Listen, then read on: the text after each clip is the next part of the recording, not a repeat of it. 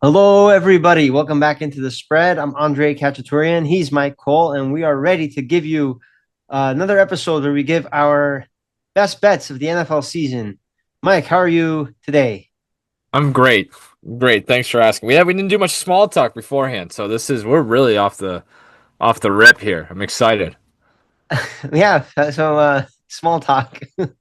Nice weather we've been having. Well, you know what I mean. Well, I do want I to could have talk had a about that. what? We're recording this on Friday, I know. right before week 7. So we Thursday night football already happened. What an incredible performance between two old guys, Rogers and Flacco. That's what I was going to ask you about. Well, if we were shooting the breeze at all, I was going to say if you happen to catch that game, I thought it was a delight.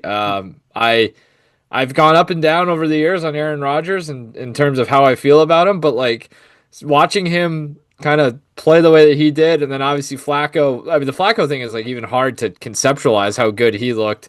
But I just can't get over the air. Like I know it didn't go the way they wanted, but like Rodgers throwing a 70-yard Hail Mary as a guy who's going to be 42 in December is just insanity. And I thought he was going to get it. Also, can we Yeah, discuss something? Why does everybody go into the same location on a Hail Mary? If one guy just decides to break out right, they might be wide open. And I, if I think Rogers knows that, he just chucks it right. I I don't think know. they probably have a pretty good. I think the defense has that covered. I think it makes sense to send everybody to the same spot though, right? Because then it's just chaos, and you've got a Chaos. chance to bounce one off. One thing teams I feel like should do. This is a legit take that I have, and I've heard this other people say this before. And I think the Bengals did this last night, and you can see why teams would do this, but they only rushed three. Yeah. Like you should blitz a guy. You know what I mean? Like don't let them get a chance to set it up. I'm pretty sure they rushed three, and like Rogers, who's not very mobile, just had all the time in the world Yeah. to run around, get his crow hop, and then launch it. Yeah. I So did I the would, whole thing, the little rollout and got set up, and it and was they pretty. got it was incredible too. Like that 5 yard pickup to Fryermuth right before was like all that they needed. And that was the one thing I was watching. I was like, because I was pretty sure that they were going to go to the sideline on that play, and they did, but they got like 5 yards. I was like, I don't know if that's enough, but what an arm. But that's kind of like also kind of a perfect encapsulation of Aaron Rodgers' career. Where it's like we're coming out talking about like, An wow, that incomplete throw looked pass. cool, and they lost the game. Yeah. Can you hear me? Yeah. Okay. My microphone turned red for a second, so Oh. I think there was a moment where you couldn't. Anyway, yeah, I want to quickly talk about Joe Flacco too. I think this is the most dynamic offense he's been on since like when he was with the Raiders. I know he's been a backup for most of the last. He's been. Can you believe it? It's 2025. He's been a backup in the NFL since 2018 at this point, which was the The year Lamar Jackson took his job. And so I guess 29. Well, yeah, he was a backup to Lamar Jackson that year. And then he went to Denver. He only started 8 games, went to the Jets. In over 3 years, he started 9 games. Then went to the Browns, started 5 games. Then to the Colts, started 6 games. And this year has started in 6 games with the Browns and the Bengals, all as a backup, which is he's almost been a backup longer now than a starting quarterback, which is wild. He was a starter from '08 to 17, which was 10 seasons. One, two, three, four, five. Yeah, 10 seasons.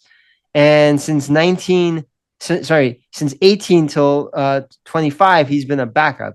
And that's one, two, three, four, five, six, seven, 8 seasons.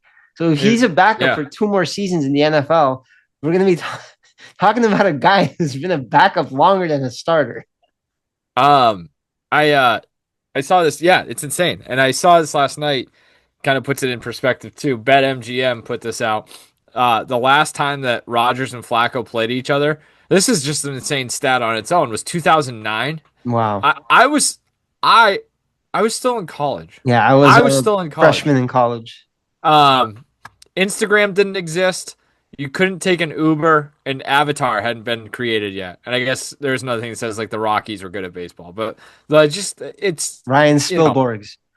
yeah, incredible. I don't know how much stock to put into it, especially on the Flacco side. It does feel like it's going to turn into a pumpkin at some point, but like they looked pretty good last week against the Packers too, especially in the second half once they kind of found their way. So maybe that's exactly, especially with how wide open the AFC North is, that feels like, that win last night that could be massive if Joe Burrow can get healthy. He's never had a wide receiver with Jamar Chase's caliber in his entire career. Those Ravens Um, teams were pretty good, but they didn't have a guy like Jamar I was Chase. gonna say like, yeah, Sidney Jones or whatever is not in the same. Yeah, like what year did they win the Super Bowl? 2012. Yeah, and that was the year they had Jacoby Jones. Jacoby Jones is maybe who I was thinking of. Yeah, Here I have it open right now. They're leading Torrey Smith, old I Anquan Bolden, was gonna say I feel like Dennis Pitta probably got a lot of run that year as Dennis a tight end. Pitta, Ray Rice had 60. Was their second in receptions as a running back. Incredible. I mean, that was a different sport at that point. At least the way that the Ravens played it, right? Is like that team was probably built around Ray Rice and Bernie Pierce, and And their they play defense. defense, and that's that. Yeah.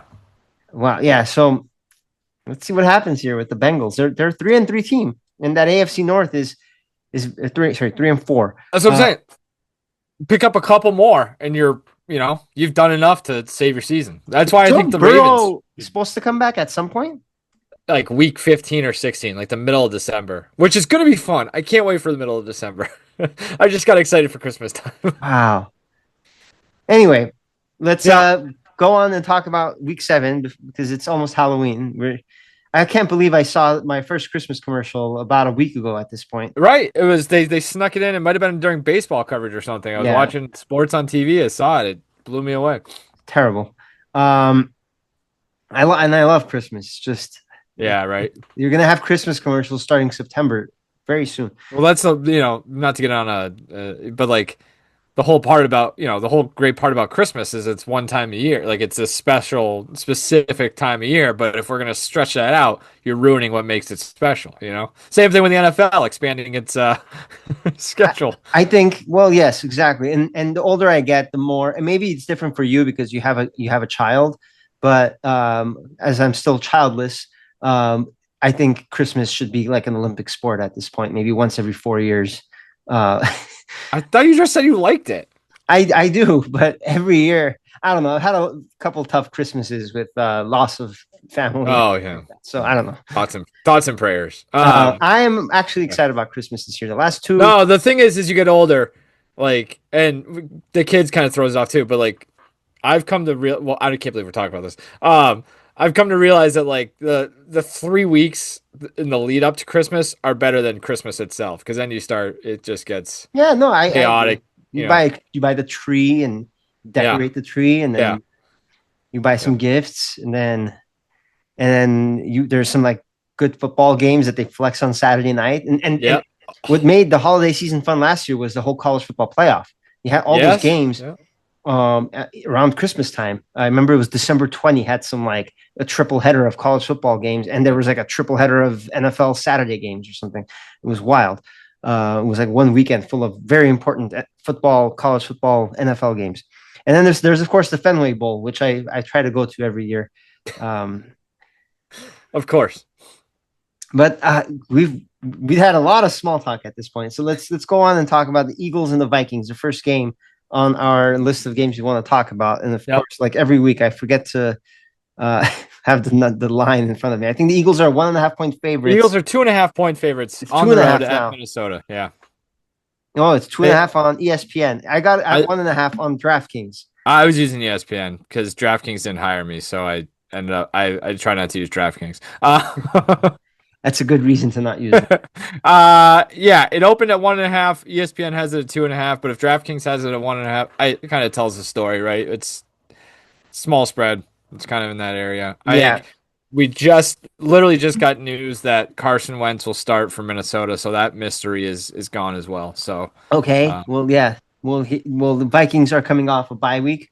Are they? Yes, they are. They had the Ireland game. Yep. Sorry, was it Ireland or London? Ireland. They lost to the Steelers. Oh no, and then they went to London after that. They had back. That's right. Yeah, they had the European road trip. Yeah. Wow, and that's crazy. They beat the Browns in London. Good point, so now they're back home in the Vikings dome. This is technically their fifth straight home game because the last two European games they played, I think, were designated. That can't be right. Well, that's what it looks like. It says on That the. means they lose two home games? That's what it says on the ESPN schedule. It says versus Pittsburgh and versus Cleveland, but I don't know. That's shocking. Let me see how many road games they have left. That'll answer the question. One, two, three, four, five, six. So they have six road games. So yeah, one of them was a designated road game. Okay. Never mind on that. Anyway, they're at That, you're home. right though. That is confusing. Yeah, that is very confusing. Um, they're at home, 2.5 or 1.5 points favorites. Sorry, underdogs against the Philadelphia Eagles, who are coming off an embarrassing Thursday night defeat to the New York Giants, 34-17. They lost. So I look at that and I'm looking at the defending Super Bowl champions being embarrassed by the Giants, and I think they're going to be very angry, and I think they're going to come back and they're going to put a big statement here. What do you think? This was all three of these games were pretty tough, to be honest with you. I went back and forth on this one. I guess I'm probably going to come down on the Philly side because it sounds like Philly is getting a little healthier, especially in the trenches. Jalen Carter, I think, is coming back. Landon Dickerson on the offensive line might be coming back. That's a dirty little secret about the Eagles is they haven't been able to block, and that obviously is something we've taken for granted with them over the last 5 to 6 years. Is Yep. they've had one of the best offensive lines in football, and if they don't have that, obviously it's a much different story. Especially where like I don't think Jalen Hurts is that good, but I just think it's a very advantageous system for him, and he's the perfect guy for what they're trying to do. And I give them credit for that. But when the offensive line falls apart, that's an issue. I think they'll get back into a little bit of a rhythm on that side of the ball. You look at the Vikings too. They've had a ton of injuries. They're getting a little bit healthier. The bye week will help. But their run defense has been pretty woeful. 119, 218, 53, 131, and 140. Those are the amount of yards that they've given up in each game this season. Um, I know that the Eagles have not run the ball well. I think they're rushing for fewer than 100 yards per game, but I just feel like this is the get right spot. It feels like it has to be a big part of their game plan too. Go in, it's a typical go in on the road and try to take the air out of the ball with the run offense. So I think they get Saquon Barkley going this week. If they don't, we'll know really quick, and I think the Vikings blow them out. But I think this is the week that the Eagles start to get going offensively, especially in the run game, and really open up that dimension. Like it's been pretty telling. Like when they can't run the ball, they can't really do anything. It all goes through that part of the game for them. So I think they get it figured out this week, especially with that mini bye and I get going. I have to agree with you, and I think there is something to be said about how this team still, even though despite their struggles the last 2 weeks, they have an advantage over every other team in the NFL where it's always 1st and 9 for them. It's never 1st and 10. And that Yeah, 1 yard yeah. does make a difference. We saw a sequence in the Giants game where they did the tush push 4 consecutive times to get a first down and then a Yeah. touchdown. I mean, it's laughable, yes, but it's a real advantage. It's legal, and they use it, and they do it better than anybody else. So that doesn't go away. And I think when you have that advantage, and you have an angry team coming off an embarrassing national TV loss, they're gonna bounce back. Eagles always start off slow. I feel like, right? Like I feel like even last year wasn't Nick Sirianni fighting with fans and then they were questioning whether he should be fired or not, and then they went on their run and they won the Super Bowl. So I think you know this might be a similar situation where they again a mini buy they iron things out and they win this ball game. And you mentioned the Eagles offensive line. I don't know where you got your numbers from about how they've been woeful, but they're second on PFF in pass blocks. So I don't know what that Well, means, but but like that doesn't do them a lot of good, right? Like because they he haven't been doesn't able throw to. the ball. You're right. They're They they're just haven't more. been able to. Like, fine, that might be the case, but they haven't. Just look at the numbers. Like AJ Brown has been pretty much non-existent. Devontae Smith, like it hasn't They're a run centric worked. team. Yeah, so he's got time They've to always throw. been Just that way. nobody's getting open. To your point, Philly 2-2 to start the year last year and went 14-3, which is hard to even comprehend. Like so maybe, but if they don't win this week, are they done? Like we might be Oh, I like don't know if they're done, but they're in the I guess NFC yeah, that East. division kind of low key Yeah. sucks, right? I mean, you really trust Washington? They have so many injuries. Right. That's yeah. No, I don't. Dallas So doesn't have a defense. Giants yeah, are that was a dumb point by me. they're definitely not done. They might be the number one seed because of their division. But yeah, and the Vikings. I love the Vikings. It has nothing to do with the Vikings, but one interesting caveat here is the whole Carson Wentz revenge factor. We didn't talk about that. We didn't talk about that. So now that I'm thinking about it, I don't know. But has One it been? I think it's been a little. Is this his first game against the Eagles? I mean, I feel like he hasn't been on the Eagles for so long now. did he play? He hasn't been on the Eagles since 2020. I know. So like, is there really revenge for him? I don't know. Uh that has yeah, because he played 8 games for Washington. He must have at some right? Like Yes, I'm sure that was yeah. uh yeah, he's played 1 game against him. Lost. So it's a revenge game for the revenge game. I don't think there's any revenge factor here. But speaking of the 2017 Philadelphia Eagles season, I believe this is where the Super Bowl was that year, correct? In Uh, early 2018, it was in Maybe. Minnesota, and the Yeah. Eagles, the Yeah. Nick Foles game that was Oh, there. yeah. So maybe Yeah. that has The other thing, and one other note, I forget where I saw this note. Oh no, it's from NFL.com. Justin Jefferson is averaging 4 catches and 45 yards more per game with Carson Wentz than he was with JJ McCarthy. So that's something to keep in mind. yeah. I think Wentz will be just fine in that system with a competent head coach like Kevin O'Connell. I don't think the Vikings are cooked. I think they're fine. Um, you know, tough Yeah, it's the travels. defense, the bigger issue this week for me. What's that? It's the defense is the bigger issue this week for me for the Vikings than it is Carson Yeah, Wentz. you're facing an angry NFC East defending champion. So, Yep. yeah. All right, let's move forward to Los Angeles, SoFi Stadium, where the Indianapolis Colts will travel and play against the LA Chargers in what I think will be a pretty good home crowd for the Chargers. You know, we've talked about this before, where sometimes Chargers home games can be, road games depending on who they're Yeah. playing. If they're playing the Steelers or the Packers, but I don't see the Colts being that type of team. So, um, the Chargers are actually what are they? 1.5 points, I One think. and a half. Yep. 1.5 point favorites at home, and they're receiving some good news. Joe Alt is back in; he's going to be playing, and that he's going to help boost their offensive line. They've kind of struggled with that. I know people keep talking about their running game being banged up. Najee Harris had that gruesome injury, and now Omarion Yeah. Hampton's out for at least 4 weeks. But last week, I love this guy. I loved him last year. He had some great plays last year. Kimani Vidal. I don't know how to pronounce his name, but he had an incredible week last week as the leading back for the Chargers. Good pass catching running back. I think he fits that system well, and so I don't think it's a big drop off. I like the Chargers in this one, especially since they get Joe Alt back.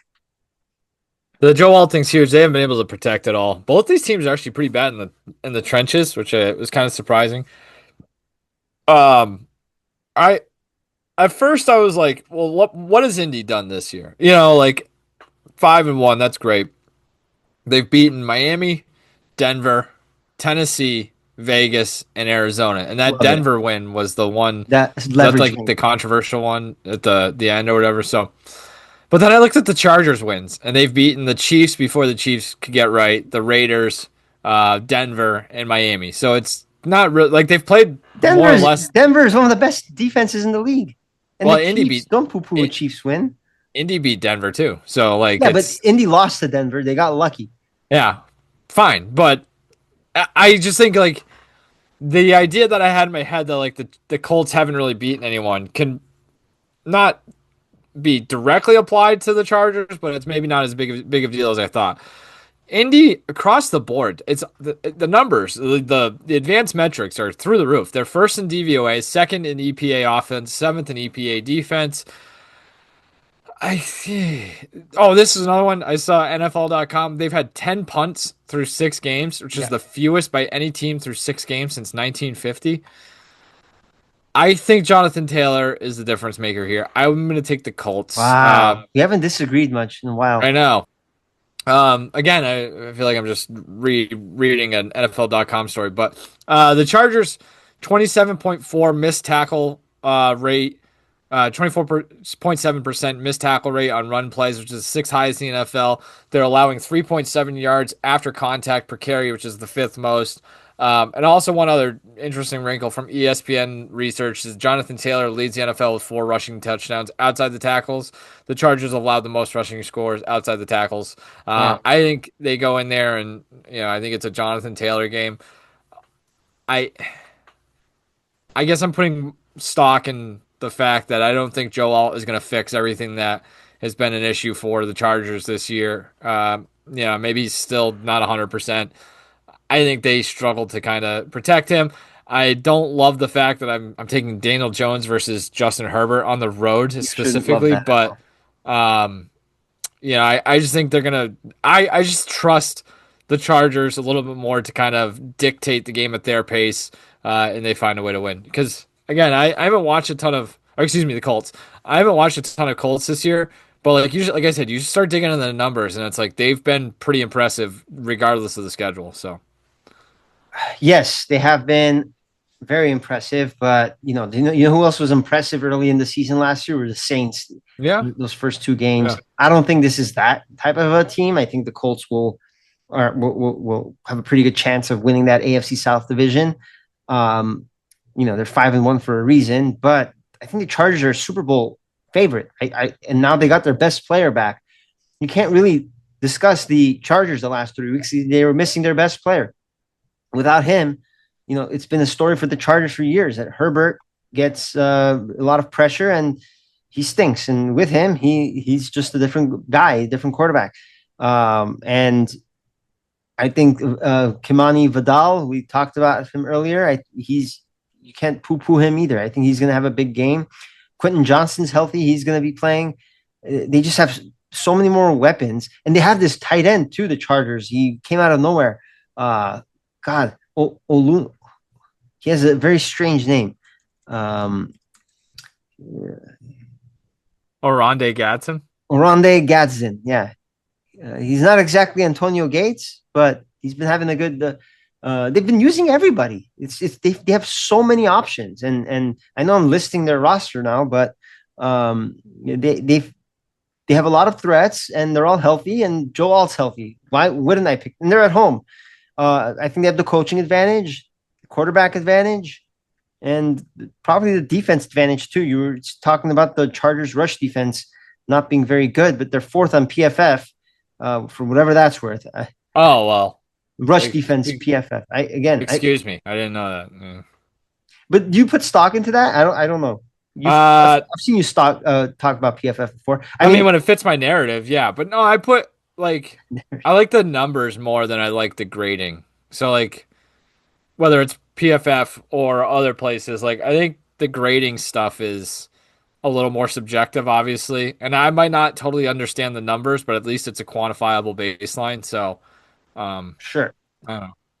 You're a numbers guy. You're a stats guy. Yeah, no, I mean, I just don't know how they derive these numbers, though. That's the thing. I like to know where they come from. Maybe it's out there and I just haven't seen it, but for what it's worth, overall defense, maybe this is more of a good snapshot. Chargers are fifth overall defense. So if we're talking about who has the better advantage defensively, I think that's the Chargers. If you even look at yards allowed per play, Colts allow more than 5 yards per play, whereas the Chargers 5.1, Colts 5.3. So it's a little bit less. Anyway, I like the Chargers.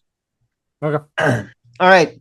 Last game I want to talk about. Also, before I get to this last game, we talked about the Chiefs and how the Chargers beating them before the Chiefs were the Chiefs. Patrick Mahomes is an MVP candidate this year somehow. I told you that last week, right? We go over that last week. You did say I wish I bet it. Like, I don't know what the number is, but it. And then he's getting Rashee Rice back now, and yeah, no, like the numbers going into last week were very good. Like he's the number one fantasy quarterback for whatever that's worth. 11 touchdowns, 2 picks. Is the favorite plus 185, I guess. Yeah, it probably was a better number last week, but nobody has 15 touchdowns. If you count as 4 rushing ones. So yeah. All right, Tampa Bay Bucs going to Detroit, a team I love to poop on this year. The Bucs are 6-point underdogs going to the Motor City, and it's a lot of points for a team that has been playing in a lot of close games. And we talked about the Bucs 49ers game last week and had said how it'll be a close game, and it actually wasn't. The Bucs ended up Yeah. winning by multiple possessions against the 49ers, and now they go on the road against a team I think is really flawed, and I don't know why people don't see it. And they're 6 point underdogs. Can you? I feel like you're probably on the Lions in this game. Explain to me why the Lions are 6 point favorites. Yeah, I actually can't explain why they're 6 point favorites. Like the Okay, so you're on the number, Bucs then. well, no. No, because like I'm not being sensical with my handicapping here because the number is a little weird. I saw 5.5. Like It's I five and a feel a little half bit, on ESPN, six on DraftKings. yeah, so I'd feel a little better about 5.5. It does feel like kind of a high number, but um Tampa, a lot of injuries. And I think that's gonna start catching up to them. I don't know how they're doing it, to be honest with you. But I do think like Buka now getting hurt, Chris Godwin obviously still out. Mike Evans might be back, but you can't Yeah, even count on that necessarily. They'll be able to run the ball. It feels like, what's his face? Rashad White and Sean Tucker. White's been awesome. The Lions have struggled to stop the run. Also, Lions without Brian Branch, so like that Yeah, defense could have some issues. Yeah, they're 32nd, last in the league in run stop win rate. Um, but some interesting trends or historical stuff here. Atlanta. Detroit 11-0 against the spread after a loss in their last 11 games. They've scored 30 plus in five straight home games. I think that's a big part of it too. I think they're just a much different, much better team at home than they are on the road. Uh, which I mean most teams are, but I think I don't know if they have the firepower to keep pace the Bucs. Like I just at some point it feels like they're gonna run out of steam here. talk I about think misleading stats. I was listening to the Herd It with Colin Cowherd. of He course was you are. talking about the Lions and how great they are at home. And he might have said, I think, that the average 43 points per game at home. And you hear that number, you're like, wow, 43 points per game at home. Wow. And then you look When? at they've only played two home games and they're against the Oh, Bears and the Browns. that is expert level cherry picking. Yeah. So I mean, the two games that they've played against legitimate teams, week one against the Packers and week six against the Chiefs, they lost. Yeah, And yeah. that Ravens game, I think that was the game Lamar got hurt. I can't remember week three. No. Lamar got hurt in the Chiefs game, whenever that Okay, was. you're right. That was the following week. Okay, I'll give them that victory then. That's a road win too. Yes, it's a road win. Fine. I'm not saying they're the worst team in the league. I just think they're 6 points against the Bucs, who literally could score from anywhere on the field. I don't know where you're getting. Ibuka is not playing either. He's just questionable. He could still play. I saw he was He doubtful. missed practice But today. well, if he didn't practice it, he's probably not going to play. No, he has a questionable. We'll find out game time. He'll be a game time decision. Is it a Monday night game? Yeah, yeah. So he So I has an guess he's extra got day to. to get better. Yeah. I don't know. No, I like this is a big game for both teams, right? Where it's are the Bucks for real? We can answer that question probably, but also like are the Lions like have they figured it out and can they you know what I mean like if they come out and they're not they can answer the questions that people like you have about them beating good teams and um I yeah think 5.5 does feel like a lot 6 feels like a lot but I think when they win, they usually tend to win by a touchdown or more. So, yeah. No, I understand. I could see a world in the Lions winning by 14 points. or like even like like a 33-26 type of game. Like Yeah. that Mayfield feels like throws a it's pick. yeah. They run the ball well, keep Mayfield on the sidelines. They just run and run and run. Yeah. And that's how the Lions are going to win this game. That's kind of similar. I think these two teams might have played in the playoffs recently as well. There was that game that the year that was it Baker's first year Yeah, it where was two years ago they played in the playoffs. they I Baker think had the ball going to score. yeah, but was that game as close as that ended up being? I feel like they were really running uphill if I'm not mistaken early in that game. I think he Yeah, threw a bad pick or something. But I think this year's Bucs team is better than I agree. Bucs. That I think is true. Yeah. They lost by 8 points, 31-23. And you're right. It was 31-17. Yeah. Evans scored a touchdown. They missed a 2-point conversion. They got the ball back, and then they couldn't score. And in that game, Gibbs and Montgomery ran over 100 yards combined. They had a touchdown, and they had combined 54 yards receiving. So, I mean, they didn't dominate them though. I'm looking at this box score. It wasn't really a domination. I mean, Baker threw 2 picks and they sacked him 4 times. The defense played pretty well. So yeah, there's also a better Lions team than this year's Lions. I agree. So I like the Bucs 6-point dogs. I like the Chargers at home 1.5-point favorites, and I like the Eagles 1.5 or even 2.5-point favorites against the Vikings. And then I'm on the opposite end of all of those except for one. So yeah, so little dissent this week. Little dissent, which is good. You know, we can't be agreeing on everything, even though I feel like we've been crushing it the last 2-3 weeks. I was gonna say that I meant to look it up. The numbers have been pretty good. Yeah, we've been. I mean, I've been putting these down, so like actually betting on them. So I've been very happy with the results. La-di-da. Yeah. So anyway, Mike, we'll see you again next week, week 8. Let's take a quick glance at next week's schedule.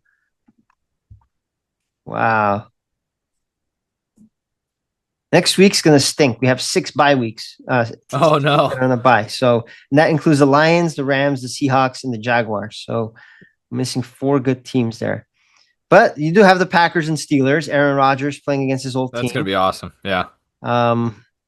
You'll have about it. If the Panthers win today, that Bills-Panthers game will be interesting. This week. This is not not bad good. Schedule. Cowboys, Broncos, Vikings, Chargers.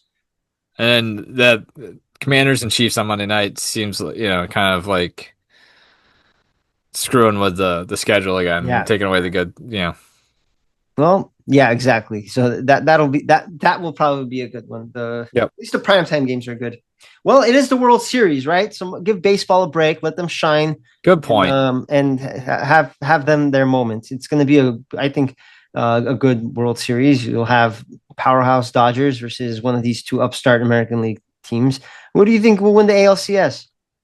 I have no idea. It's been pretty hard to figure out. Like, it seems like every time I turn on the game, it's just a blowout, and it's obviously the road team is causing havoc. So I think Seattle's got more pitching. I think they find a way to get it done. I think so too. I think they play with a lot of pressure at home, try to impress their fans. First time in 24 years, they're hosting a playoff game, and I think that kind of got into their heads.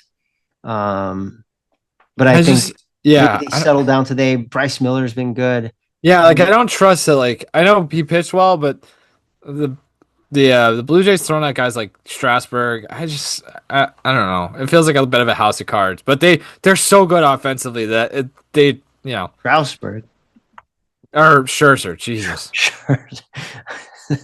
Like, wait, what? That'd be sick, huh? That would be sick. That's funny. Ohtani on the mound Friday night. Is that over? Is that a sweep? Maybe. So I also I think Passan wrote something about this the other day. Like that series is going to be like a litmus test for a potential work stoppage. And I think like if the Dodgers sweep them, we're much closer to a work stoppage because I think people are going to get sick of this. Where like the Brewers could do what they did for the entire season and they get to the playoffs. And they look like boys among men playing the Dodgers. And like I know in a small sample, it's possible like the Dodgers stars don't show up. But if you watch these games, it's been like the other night, it was, Shohei triple, Mookie hits a rocket, and it's like, all right, here we go. And they're throwing out, Yamamoto, who's making $1 bajillion. It's just like it's all working out exactly the way that is this a bigger issue than, I don't think it's a bigger issue than having teams like the Pirates, Marlins, and Rockies and A's not spend any money at all and be absolutely garbage through the entire season. I agree.